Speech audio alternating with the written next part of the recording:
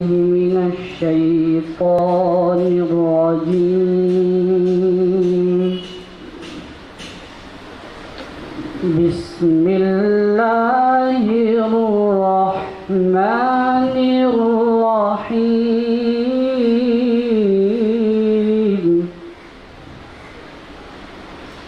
اقرأ باسم ربك الذي خلق الإنسان من علق. اقرأ باسم ربك الذي خلق الإنسان من علق. اقرأ وربك الأكرم. اقرأ باسم ربك الذي خلق الإنسان من علق. اقرأ وربك الأكرم. الذي علم بالقلم. علم الإنسان ما لم يعلم. كلا إن الإنسان ليطغى أن رآه استغنى. إن إلى ربك رجعا. أرأيت الذي ينهى عبدا إذا صلى. أرأيت إن كان على الهدى أو أمر بالتقوى. أرأيت إن كذب وتولى. صدق الله العظيم. माशाअल्लाह।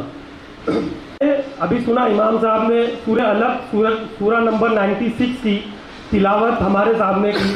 यहाँ पर शायद ही बहुत सारे लोगों को पता होगा कि अल्लाह ताला ने जिब्रील अलैहिस्सलाम के थ्रू जो सबसे पहले कुरान की आयत नुज़ूल की वो यही थी, सूरह नंबर 96 की आयत नंबर 1 से लेके 96 तक, जिसमें अल्लाह ताला की मुक़द्दस आयतों में फरमाया गया है कि पढ़िए अपने रब के नाम से जिसने पैदा किया, इंसान को खून के टुकड़े से पैदा किया।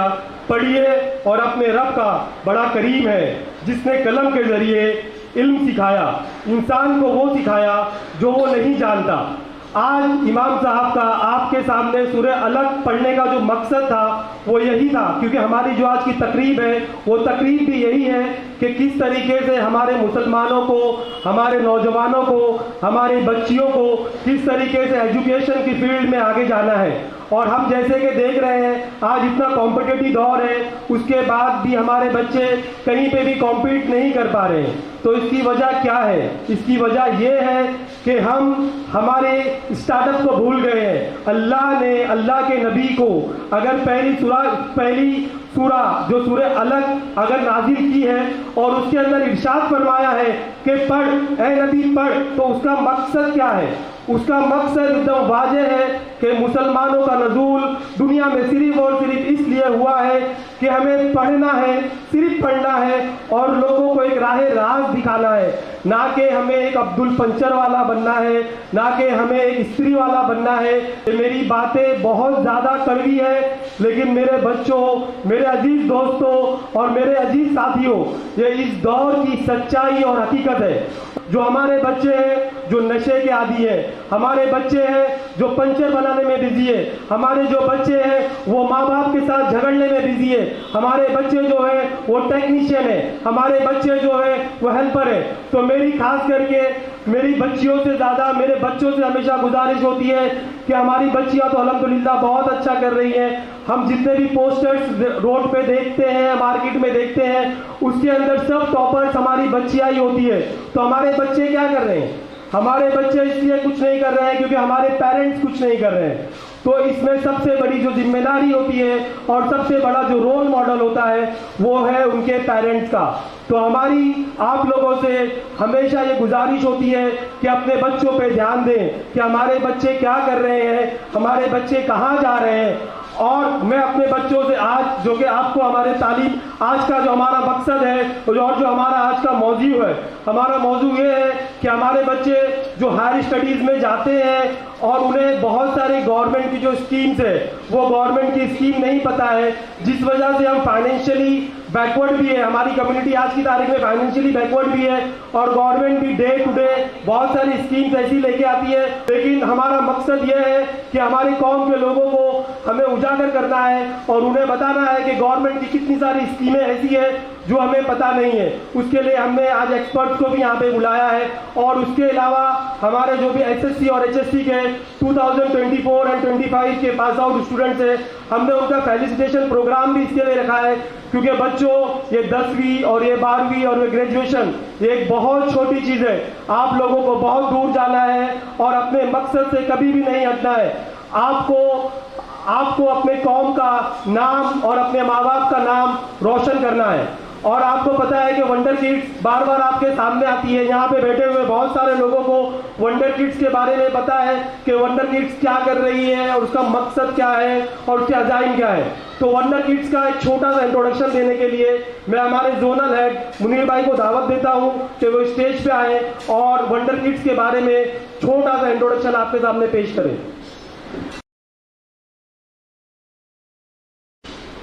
एज ए जोनल हेड मैं आपको जो है वंडर किड्स के बारे में ब्रीफ करना चाहूँगा। वंडर किड्स का जो मेन मकसद है कि हम हमारी कौम को दीन और दुनिया से किस तरह से जोड़े रखें। पहले तो ये बताऊं कि हमने 3 साल पहले हमारे जो फाउंडर मेंबर है शमी सैयद साहब, इनके साथ मिलकर हमने एक कारवां का आगाज़ किया था 3 साल पहले। अल्हम्दुलिल्लाह आज हम उस कारवां को लेते हुए काफ़ी लेवल्स पे जो है आगे आ चुके हैं। मैं आपको वही ब्रीफ और इंट्रोडक्शन देने जा रहा हूँ। वंडर किड्स का मकसद जो है ये है ऐसी कौम या ऐसे लोग जो हमारे जो आईटी प्रोफेशनल है, बड़े बड़े डॉक्टर्स है, इंजीनियर्स है, वेल क्वालिफाइड है, वो अपने अपने जो है रेस्पेक्टिव फील्ड में वो उसके माहिर है और उनको पता है कि उस फील्ड में आगे और कैसे बढ़ना है। लेकिन ऐसे लोगों को जो है हमको दीन से भी जोड़ना है और हमारी जो आने वाली नेक्स्ट जनरेशन है उस जनरेशन को किस तरह से हम उनके साथ में जोड़े रखें, वो ये वंडर किड्स का मकसद है। उसी के लिए हम लोग ये जो है प्रोग्राम अरेंज करते हैं और उनको किस तरह से हम हमारे दीन की जो है नॉलेज प्रोवाइड करें। दुनिया तो आपको पता है, आपको आखिरत भी पता होनी चाहिए। हम दूसरा मकसद ये है कि हमारे काफ़ी जो है उलमा हैं, मदरसे हैं और काफ़ी दीनदार लोग हैं जिनको दीन की बहुत बड़ी नॉलेज है और बहुत कुछ जानते हैं दीन के बारे में। लेकिन ऐसे बच्चे जो कुरान हाफिज बने हैं, जिसको कुरान मुकम्मल हो चुका है, दीन की पूरी नॉलेज है, हम चाहते हैं कि ऐसे बच्चों को जो है किस तरह से आईटी प्रोफेशनल भी बनाया जाए। दीन तो हमारा मकसद है ही है।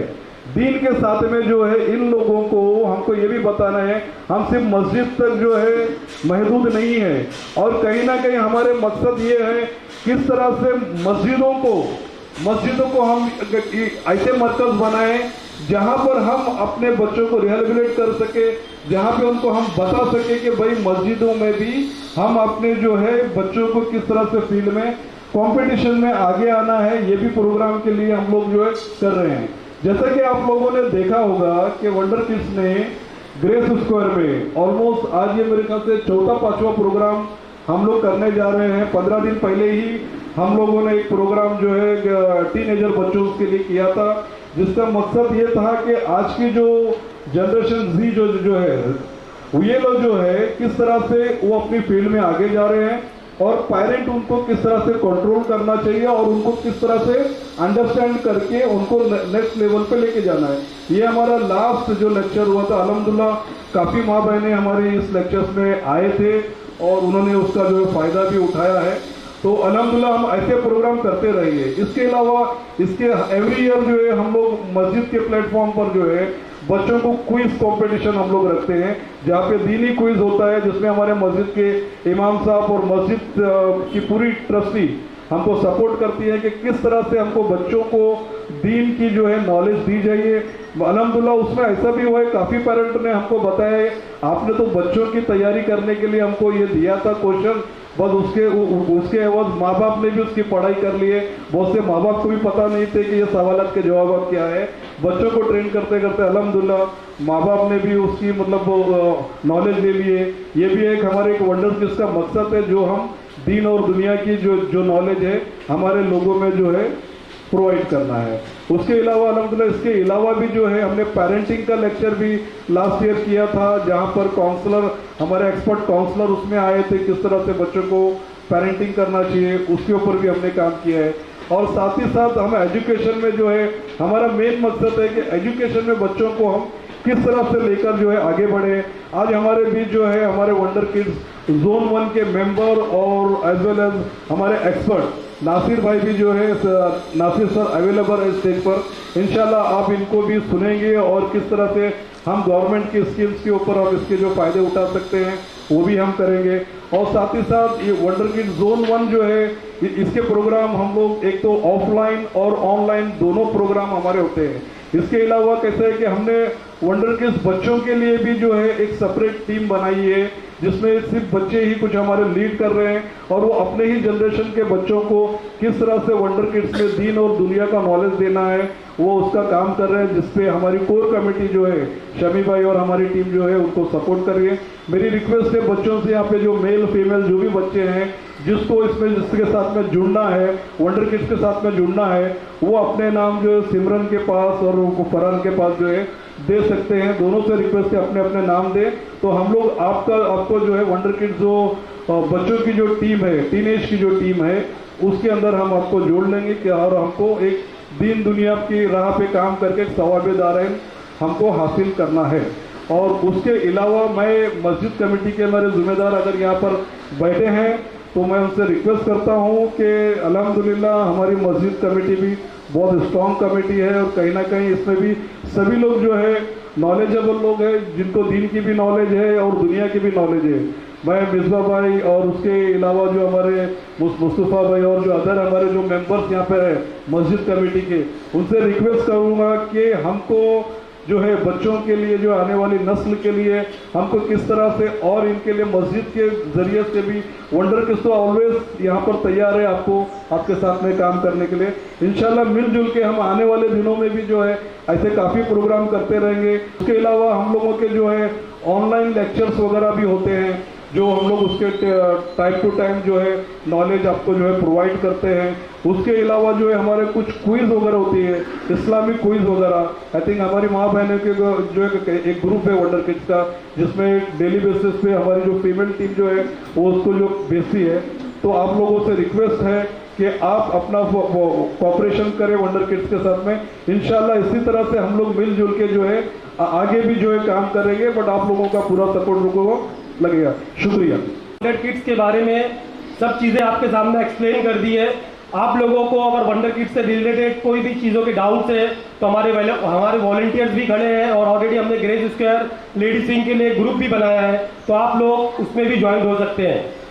मैं अब आप लोगों को बहुत ही इम्पोर्टेंट टॉपिक और जो आज के दिन का हमारा मेन टॉपिक है कि बच्चों की, अगर आप लोग बच्चों की स्कूल की फीस से परेशान हैं और आपको अगर गवर्नमेंट के स्कीम के बारे में नहीं पता है, तो मैं उस टॉपिक की तरफ आपको लेके जाना चाहता हूँ।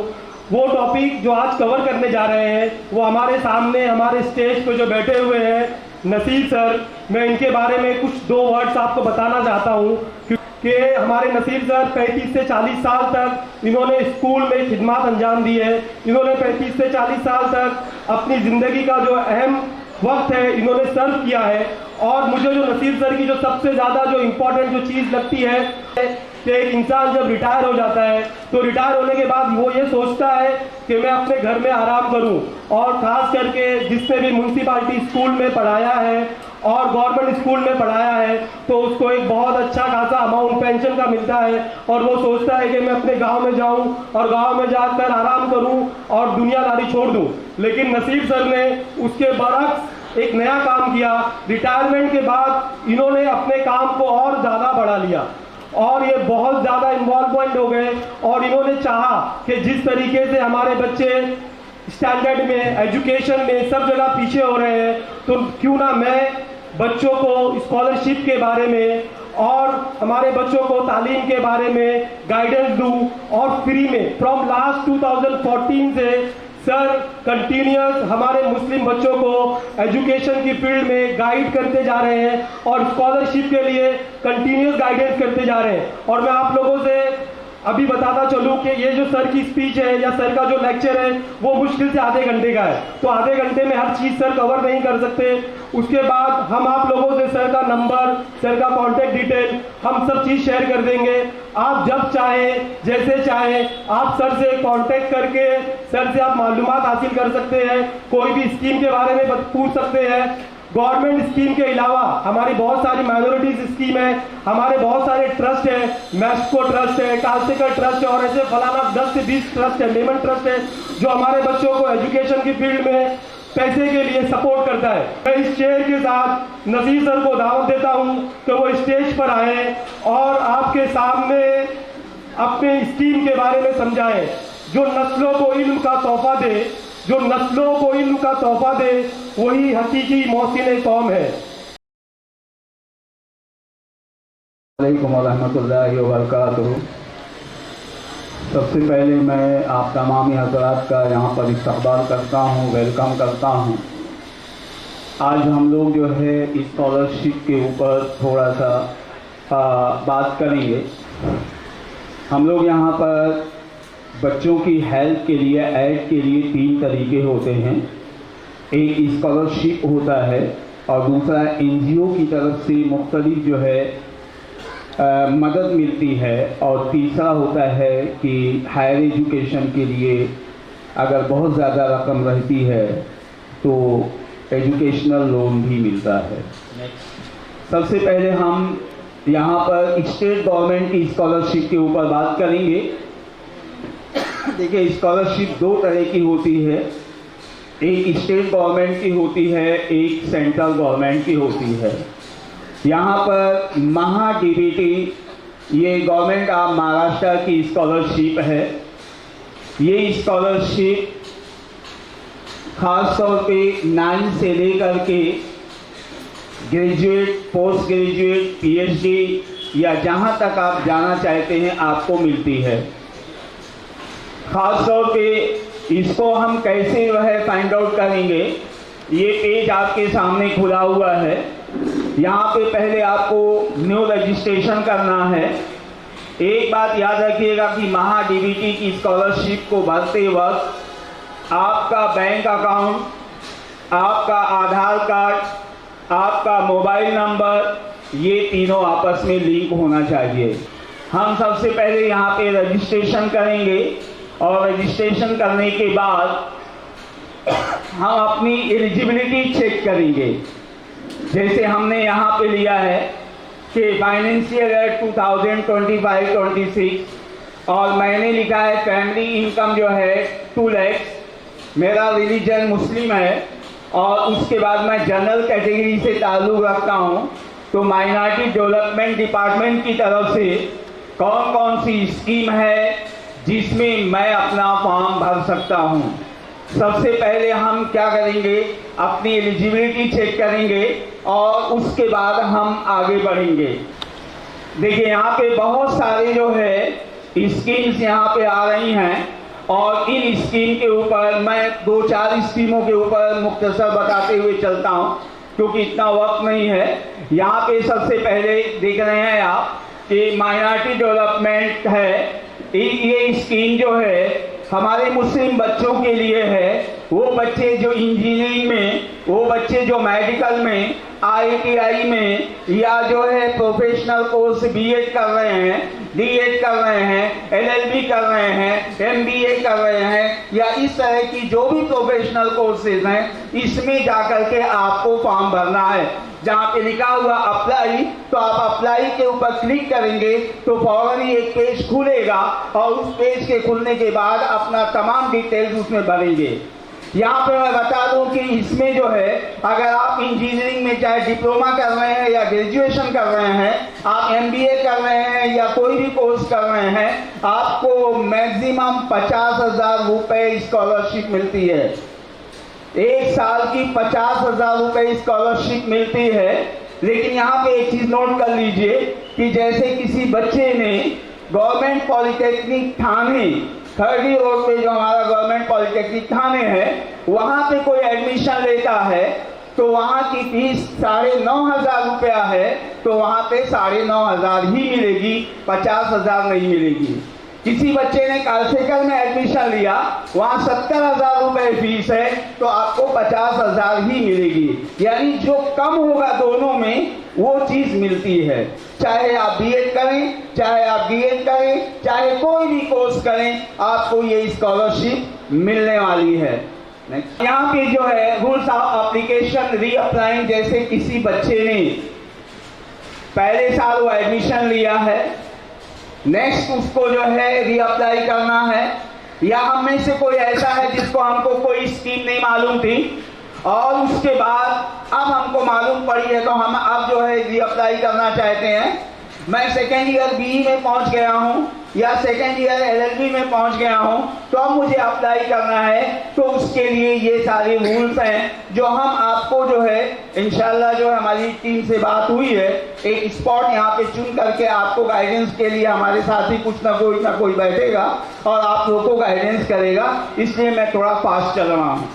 है for health science, MBBS, BDS, BMS, BMS, BHMS, BPTH, BOTH, nursing. ये जो भी लोग कोर्स करना चाहते हैं या जिन्होंने अपना ख्वाब बना रहे हैं या अभी इस वक्त 11th या 12th के अंदर हैं और वो चाहते हैं कि हम नेक्स्ट ईयर जो है नीट का एग्जाम जो है क्लिक करके हम इन कोर्सेज में दाखिला लेना चाहते हैं, तो मैं यहाँ पे आपको बता दूं कि यहाँ पर जो लोग भी मेडिकल में एडमिशन लेना चाहते हैं, वो महात्मा फुले शुल्क जो है स्कॉलरशिप होती है, इसमें अगर आपका एडमिशन कैप राउंड के जरिए से होता है और गवर्नमेंट की तरफ से जो फीस कॉलेज को लेने की इजाजत दी जाती है, कुछ केसेस में लड़कियों के लिए 100% और लड़कों के लिए 50% पूरी की पूरी फीस वापस आती है। जो बच्चे भी MBBS करना चाहते हैं, BDS करना चाहते हैं, BMS करना चाहते हैं, हम रोते हैं कि हमारे पास पैसा नहीं, हम MBBS कैसे करेंगे, हम BDS कैसे करेंगे। हम आपको रास्ता दिखा रहे हैं, आप सिर्फ क्लिक कीजिए अपना मेहनत के साथ में नीट 500 से ऊपर लेकर जाइए अपने मार्क्स को 600 से, और उसके बाद आप एडमिशन लीजिए कैप राउंड के थ्रू से, डोनेशन से नहीं। आपको 50% या 100% पूरी की पूरी फीस होगी। क्या शर्तें हैं? सबसे पहले यह है कि वो महाराष्ट्र से पास आउट हुआ हो, यदि यूपी से पास करके 10th आया हो तो उसको नहीं मिलेगा, किसी अदर स्टेट से आया हो तो नहीं मिलेगा, उसको महाराष्ट्र स्टेट से पास किया हुआ बच्चा SSC, चाहे वो किसी भी बोर्ड से पास किया हो, चाहे CBSE बोर्ड से पास किया हो, ISCS से पास किया हो, लेकिन वो महाराष्ट्र का रहने वाला हो। नेक्स्ट, एडमिशन थ्रू CET या नीट के जरिए से हुआ हो। नेक्स्ट, पेरेंट्स की जो इनकम है वो 8 लाख से कम होना चाहिए। पेरेंट्स की जो इनकम है वो 8 लाख से कम होना चाहिए। नेक्स्ट, इसमें देखिए 30% जो सीट होती है वो लड़कियों के लिए रिजर्व होती है। लड़कियों के लिए बहुत चांस यहाँ पे रहता है कि पहले तो 30% सीट जो है उनके लिए जो है रिजर्व हो गई है और 70 में भी वो अप्लाई कर सकती हैं, इसलिए उनका रेशियो बढ़ सकता है और उसके साथ में मेडिकल में जाना आसान हो जाता है। तो एक शर्त ये होती है कि गवर्नमेंट की कोई दूसरी स्कॉलरशिप नहीं ले रहा हो। क्या क्या डॉक्यूमेंट्स लगते हैं वो भी आप देख लीजिए, ताकि आपको तैयारी करने में एक फोटो लगेगा।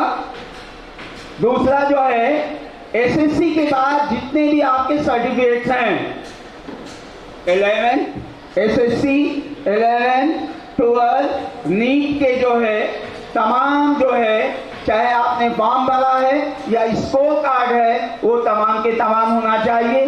परमानेंट एड्रेस प्रूफ होना चाहिए जिसमें आपका जो है ड्राइविंग लाइसेंस, आपके पेरेंट्स का राशन कार्ड, आपका जो है आधार कार्ड, ये एड्रेस प्रूफ के तौर पे इस्तेमाल हो जाएगा। नेक्स्ट इनकम सर्टिफिकेट जो तहसील ऑफिस से बनती है, जिसमें जो है 1 साल का सिर्फ होता है, यानी अगर आपने अप्रैल में बनवाया है, अप्रैल 25 में, तो ये मार्च 26 पे खत्म हो जाता है। 1 साल का होता है, तो जब आपको अप्लाई करना होगा जब आप बनवाइएगा। सीईटी या नीट का जो रिजल्ट आपका होता है वो आपको जो है साथ में अटैच करना है।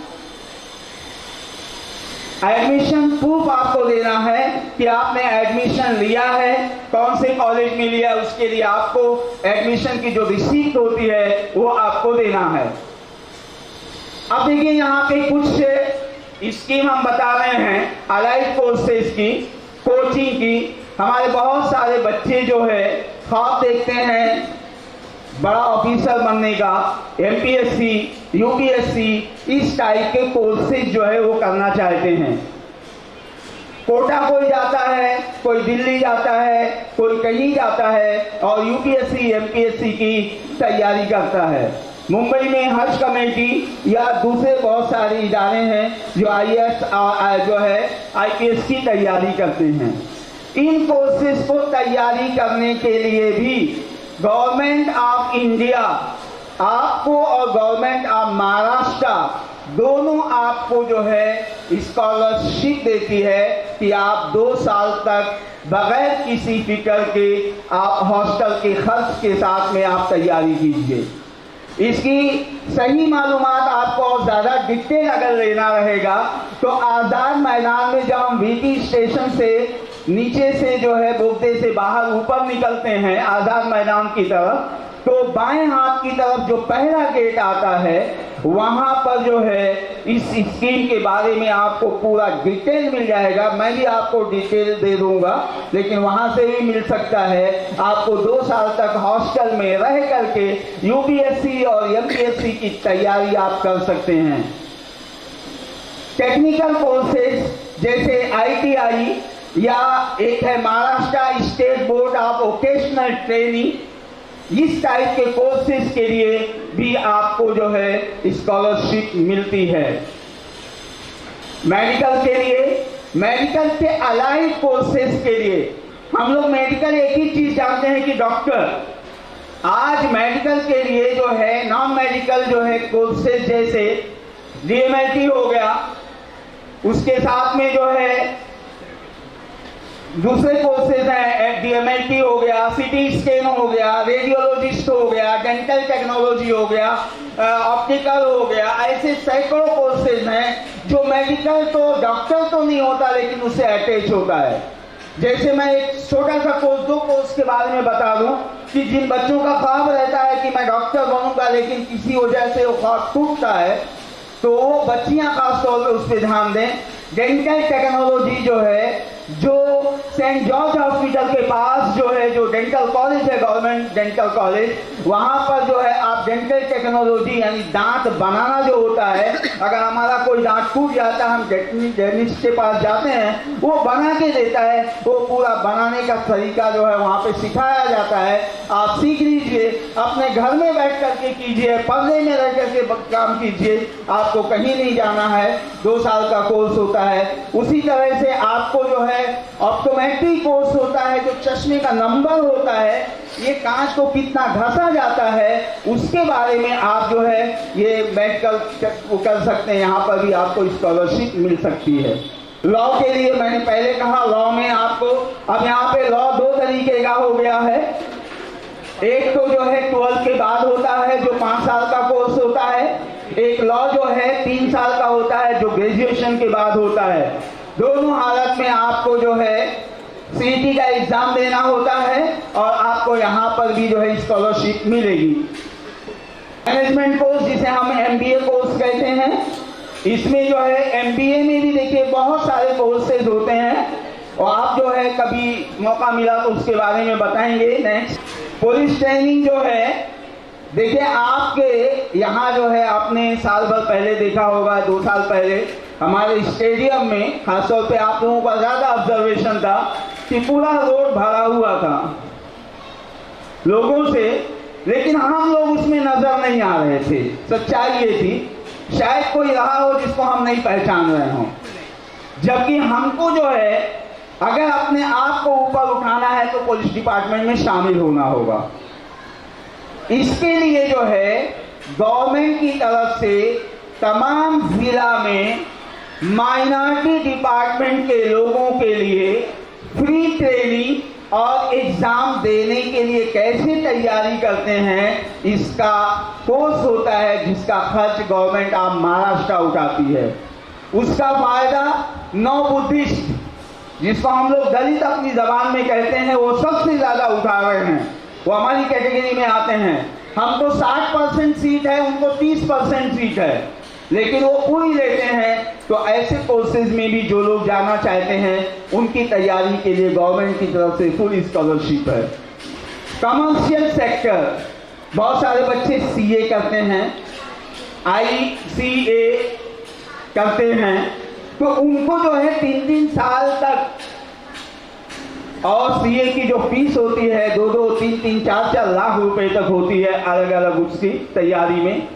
तो ऐसे कोर्सेज के लिए भी जो है आपको सीए की तैयारी के लिए भी स्कॉलरशिप। क्या डॉक्यूमेंट चाहिए तो सर देख लीजिए, इनकम सर्टिफिकेट, यहाँ पे 2.5 लाख भी चलती है, एफिडेविट कि हमने यूपीएससी एमपीएससी का जो है फॉर्म भरा है, माइनॉरिटी डिक्लेरेशन फॉर्म, और उसके बाद जो है परमानेंट एड्रेस प्रूफ।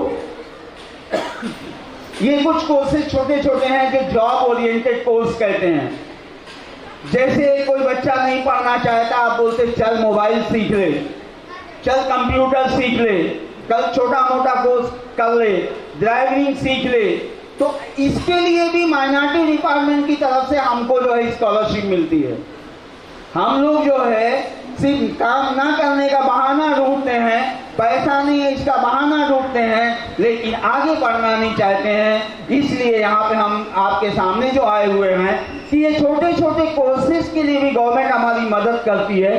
देखिए जो है इसमें 4,000 रुपए तक रिफंड हो जाती है। जैसे हम मोबाइल सीखते हैं, उसका कोर्स है 8,000 रुपया, तो 4,000 रुपया हमको वापस आ जाएगा। 50,000 रुपया है तो उसमें से 40,000 आएगा। तो 4,000 कोर्सेज जो है, लेकिन गवर्नमेंट रिकॉग्नाइज जगह पे सीखना है। आप मैंने यहाँ पे कोई इंस्टीट्यूट खोल दिया, आप वहाँ सीखने के लिए अप्लाई करेंगे नहीं। जो गवर्नमेंट रिकॉग्नाइज जो इंस्टीट्यूट हैं वहाँ पर आप करेंगे तो आपको ये पैसे मिलेंगे। MSCIT जो है 4,000, 5,000, 8,000 रुपए तक जो है चार्ज करते हैं। अगर गवर्नमेंट रिकॉग्नाइज कोर्स हैं तो आपको पूरी फीस जो है यहाँ पे रिफंड हो जाएगी।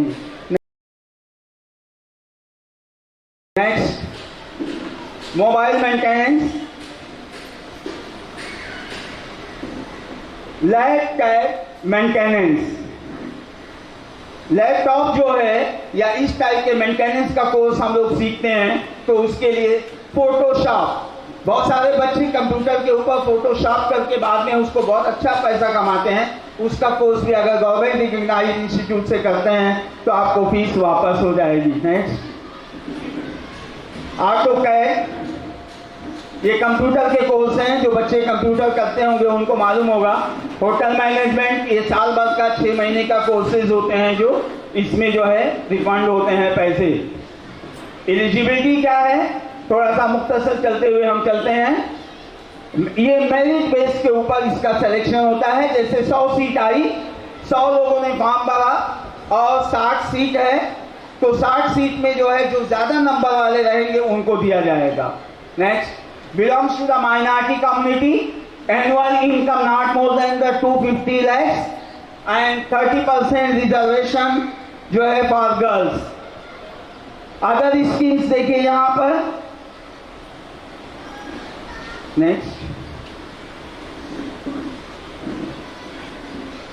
देखिए यहां पर पढ़ो प्रदेश, ये स्कीम है। ये स्कीम के बारे में आपको बता दूं, ये पहले सेंट्रल गवर्नमेंट के अंडर में थी। जो प्रधानमंत्री जो है माइनॉरिटी स्कीम के अंदर आती थी, इसको अब महाराष्ट्र गवर्नमेंट के अंडर में दे दिया गया है। वो तमाम बच्चे जो बाहर जाकर तालीम हासिल करना चाहते हैं, सुन लीजिए, आउट ऑफ इंडिया जाकर के मुस्लिम बच्चे तालीम हासिल करना चाहते हैं, उनकी तमाम फीस की जिम्मेदारी गवर्नमेंट ऑफ महाराष्ट्र लेती है। ये स्कीम हम लोग एकदम भूले हुए हैं। यहां वहां से कर्जे लेकर के अगर कोई बंदा तैयार भी होता है, अब इसके लिए हमको तैयारी करना है।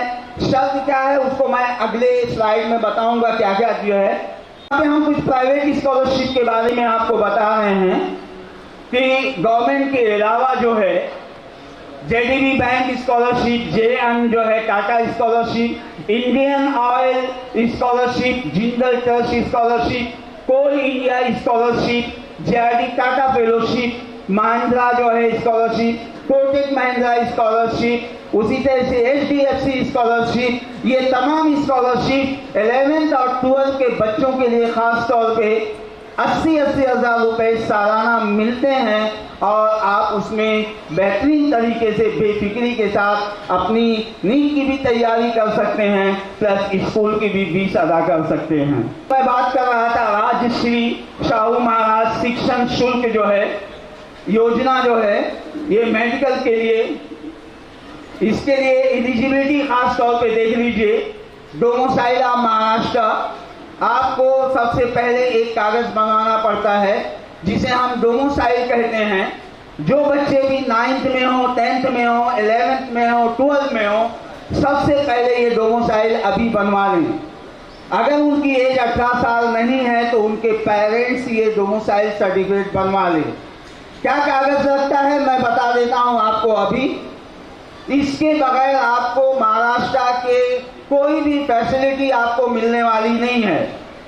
आपको 10 साल का रिकॉर्ड चाहिए महाराष्ट्र में रहने का, पेरेंट्स का 10 साल का लाइट बिल हो, टैक्स पावती हो, या जो है बैंक अकाउंट हो, इवन जो है इस तरह का आप जो है कोई भी डॉक्यूमेंट जिससे साबित हो कि ये बंदा 10 साल से महाराष्ट्र में रहता है। आप तहसीलदार ऑफिस में या यहाँ पर बहुत सारे छोटे छोटे जो डॉक्यूमेंट्स वगैरह तैयार करते हैं उनके पास आप जाकर के ये डोमिसाइल बनवा लीजिए। जो भी बच्चा 9th, 10th, 11th, 12th में हो उसको चाहिए कि बनवा ले।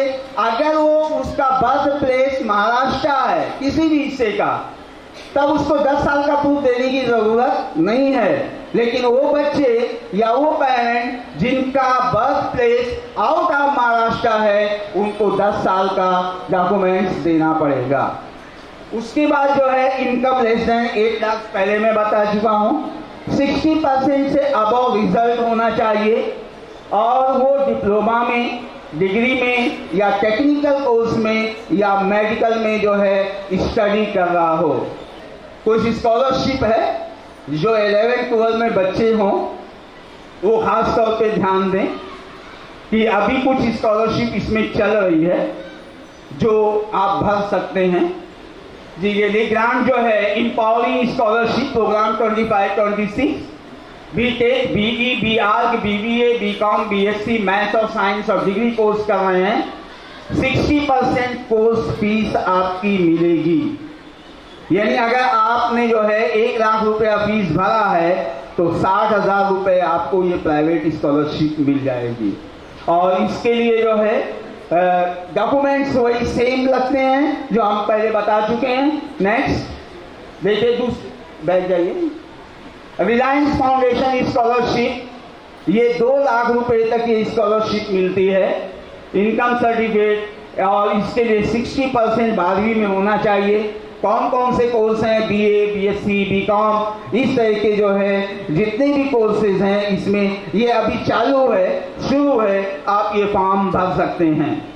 HDFC बैंक ये परसों जो है क्लोज हो गई है, आज 4 तारीख है, लेकिन नेक्स्ट ईयर के लिए आप ये भर सकते हैं। बहुत आसानी के साथ ये स्कॉलरशिप मिलती है। पहली से लेकर के 12वीं तक के बच्चों को ये स्कॉलरशिप जो है HDFC बैंक की तरफ से मिलती है। नेक्स्ट जनरेशन एजुकेशन स्कॉलरशिप, ये 15,000 जो है ये लड़कियों के लिए खास तौर पे है कि क्लास 10th जो है बोर्ड जो है CBSE SSC 2025 में जो है ये जो है 10 तारीख इसकी लास्ट डेट है। इसको भी जो लोग इंटरेस्टेड हैं इस स्कॉलरशिप का फॉर्म आप भर सकते हैं।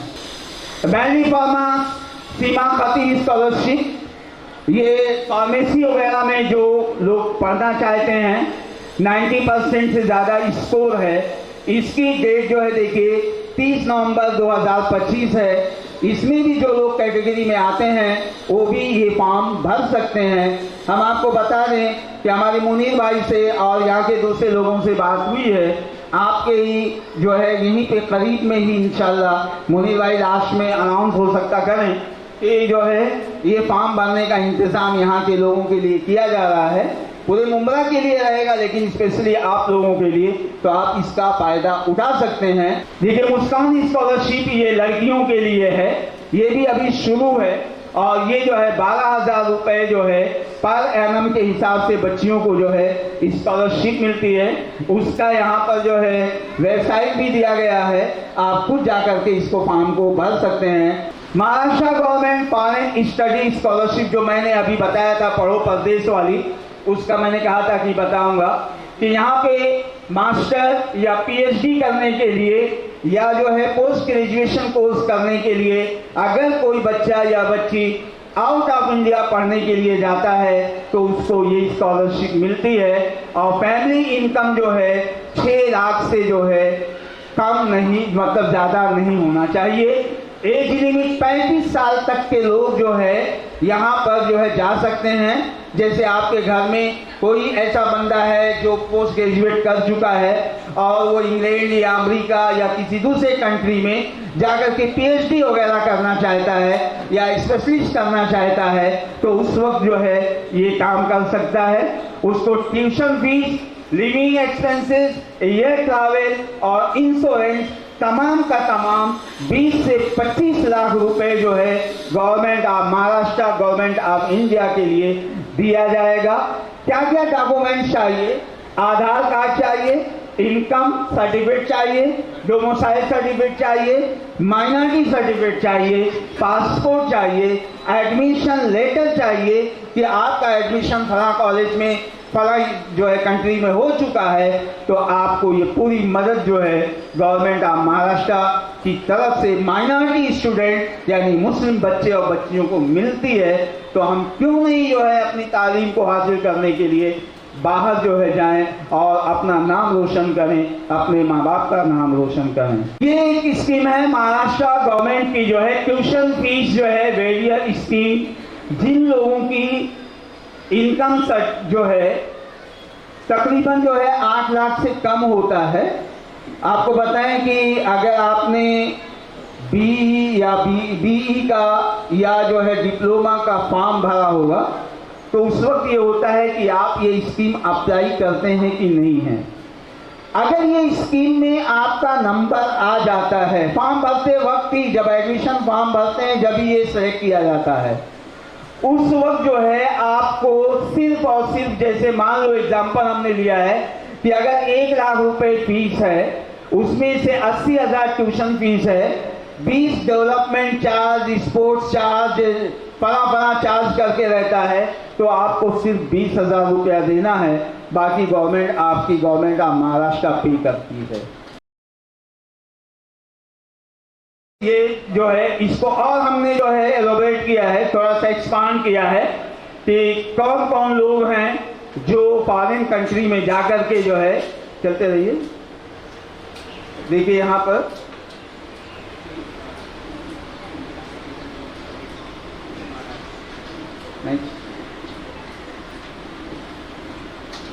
ये मेरा मोबाइल नंबर है 9769175221। इस नंबर पे आप व्हाट्सएप करके आप कोई भी प्रॉब्लम, एजुकेशनल कोई भी प्रॉब्लम कीजिए, या मेरा नीचे ईमेल आईडी है naseedgudhala612@gmail.com। हाँ, नोट कर लीजिए। आप मुझे मेल भी कर सकते हैं और आप मुझे जो है व्हाट्सएप भी कर सकते हैं। विदिन 24 घंटे के अंदर हम आपको जवाब दे देंगे, आपको गाइड करेंगे। आपको फोन करने की कोई ज़रूरत नहीं है, आप सिर्फ मुझे मैसेज कर दीजिए कि हमारा ये प्रोग्राम है। अब यहाँ पर मैं दो चीज़ें आपको, अगर आपने नोट कर लिया है तो मैं दो चीज़ें बता करके अपनी बात ख़त्म करूँगा, क्योंकि जो मुझे वक्त दिया गया था शायद ज़्यादा तो नहीं हुआ ना, तो उसके अंदर मैं ख़त्म करूँगा। यहाँ पे दो बातें मुझे ये बताना है कि वो बच्चे जिनके वालिदैन नहीं हैं या दोनों में से एक नहीं हैं, तो आपके अगर हैं, आपके रिश्तेदार में हैं, तो स्कीम होती है बाल संगोपन योजना। ये गवर्नमेंट ऑफ महाराष्ट्र की स्कीम है। यतीम बच्चों के लिए आप बाल संगोपन योजना का फॉर्म भरिए। 2250 रुपये उस बच्चे के अकाउंट में हर महीना आते रहेगा। 2250 रुपये हर महीना उस बच्चे का आता रहेगा। तो जो भी बच्चे जो है इस तरह के हों, ऑर्फन्स बच्चे हों, तो उनको आप ये फॉर्म भरवाइए, अपने जानने वालों को से भरवाइए। फॉर्म आपको कहाँ मिलेगा, आपको स्पॉट बता देंगे। आपको फॉर्म मिलेगा, आपको कहाँ जमा करना है, तमाम आपको गाइड की जाएगी। दूसरा जो है, इन्हीं बच्चों के लिए गवर्नमेंट ऑफ महाराष्ट्र के वीमेन चाइल्ड डेवलपमेंट की तरफ से एक सर्टिफिकेट बनता है और 1% सीट जो है मेडिकल में, इंजीनियरिंग में या MBA में रिजर्व होती है। ऐसे बच्चे जिनके वालिदैन नहीं है या वालिद नहीं है, उनको 1% सीट MBBS के लिए फ्री रहती है, यानी फीस के साथ में प्लस उसको परमिशन भी मिलती है कि 100 सीट में से एक सीट उनकी रहती है। ऐसे बच्चे 200, 300 जो है 200, 300 मार्क्स के साथ में MBBS में एडमिशन पा जाते हैं। तो ऐसे अगर बच्चे आपके आसपास हों, आपके ख़ानदान में हो, आपके रिश्तेदार में हो, दोस्त अहबाब के हों, तो उनके ऐसे सर्टिफिकेट बनाइए, ताकि जो है अगर हम दूसरे का भला करेंगे, इंशाअल्लाह अल्लाह भी हमारा भला करेगा। तो मैं यहीं पे जो है अपनी बात को, चूँकि मुझे मुख्तसर करने के लिए कहा गया था, लेकिन डिटेल के लिए जो है हम आपको हमेशा अवेलेबल हैं 24 आवर्स। आप कभी भी हमको मैसेज कीजिए, आपको उसी दिन आपको जवाब मिल जाएगा। या जो है हमारे ईमेल आईडी पे जो है आप कीजिए, आपको ईमेल से जो है जवाब मिल जाएगा।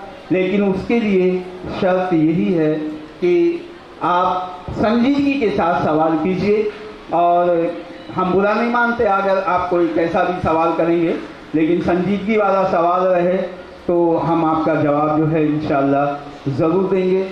इसी के साथ मैं अपनी बात को ख़त्म करता हूँ और विंटर किड्स ज़ोन 1 का जो है बहुत बहुत शुक्रिया अदा करता हूँ कि उन्होंने मुझे मौका दिया कि कुछ बातें आपके सामने रखा। और एक चीज़ याद आ गई जो है मुझे लेना था, लेकिन जो है लास्ट ये है कि जो बच्चे हमारे 3 साल के हैं, 4 साल के हैं, हम लोग एडमिशन कराना चाहते हैं कि इसमें बड़ी स्कूलों में, CBSE में या जो है ICSE में, या आपका नज़रिया है कि फीस हमारे पास नहीं है, तो RTE एक्ट 25% सीट तमाम स्कूलों में रिजर्व है।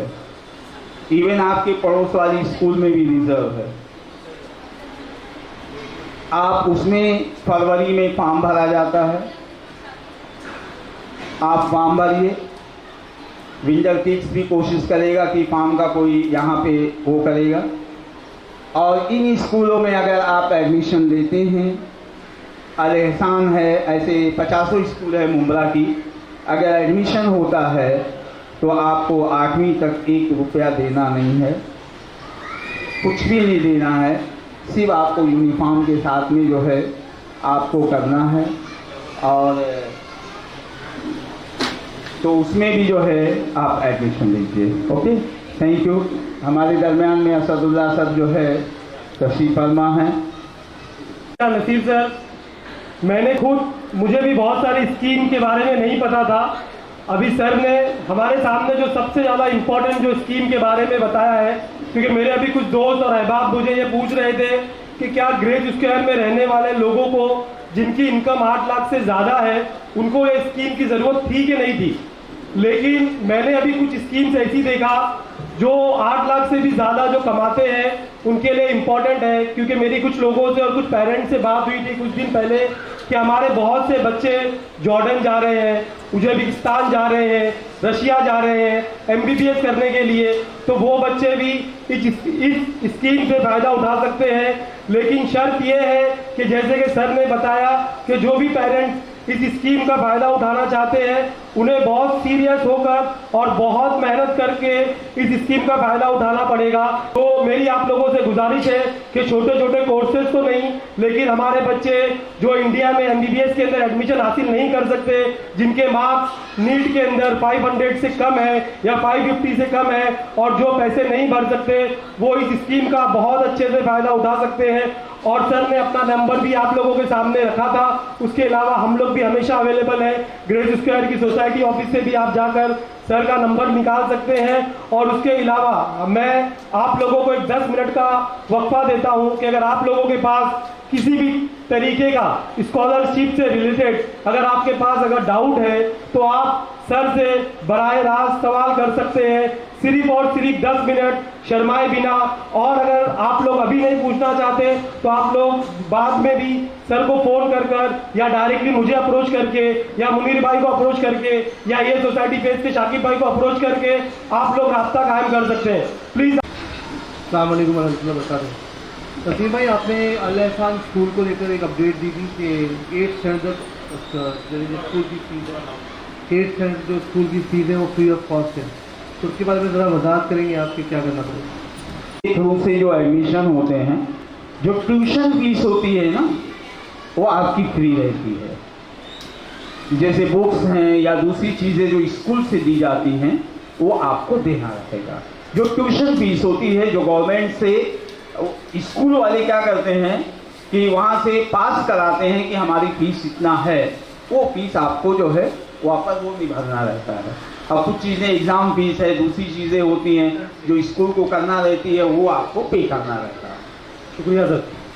डोमिसाइल के बारे में बताएं कि जो महाराष्ट्र के बाहर इनको 10 साल का प्रूफ चाहिए, बराबर, जो महाराष्ट्र के बाहर पैदा हुआ है जो महाराष्ट्र में उसको प्रूफ नहीं चाहिए 10 साल का, सिर्फ रेसिडेंस का प्रूफ चाहिए। अब जो बच्चे आउट ऑफ इंडिया बॉर्न हुए हैं उनके लिए डोमिसाइल का क्या प्रोसेस है? देखिए, बच्चा पेरेंट इंडियन है, महाराष्ट्र मैं आपकी बात समझ गया। आउट ऑफ इंडिया जैसे कुवैत वगैरह में होती है ना, उसका बाकायदा जो है एम्बेसी में एंट्री की जाती है। एम्बेसी वहाँ से बर्थ सर्टिफिकेट का जो है वो देती है जो इंडिया में बनती है। तो अगर वो पेरेंट्स तो उसके हैं कहाँ के, इंडिया के ही हैं ना, तो वो 10 साल का यहाँ का सबूत दें तो उनका डोमिसाइल बनेगा।